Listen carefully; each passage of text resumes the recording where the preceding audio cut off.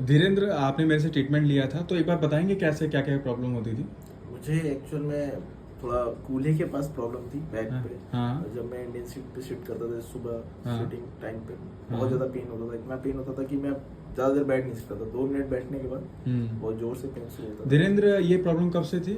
ये प्रॉब्लम लगभग मुझे 7-8 महीने हो चुके थे, मतलब हाँ, लगभग 1 साल हो रहा था। हाँ, हाँ। मैंने काफ़ी दवाई वगैरह कराई, न्यूरो सर्जन को दिखाया, मगर एक्सरसाइज वगैरह उन्होंने बताई, कुछ ट्रीटमेंट उससे ठीक नहीं हुआ, कुछ खास फर्क नहीं पड़ा। बट हाँ, आप बिल्कुल से तो ठीक आपने है। मेरे से क्या ट्रीटमेंट लिया? ट्रीटमेंट तो आपने ट्रीटमेंट आई थिंक 20 दिन हो गए होंगे, 10 दिन? हाँ 10-20 दिन हो रहे हैं। तो अभी हाँ, सब तब से कोई दिक्कत आया? तब से एक भी दिक्कत नहीं। तभी ऐसा कोई दिक्कत नहीं है, एकदम बेटर है ना पहले पूरा से? एकदम ठीक हो गया। चलो ठीक है, okay, thank you thank Dhirendra. You.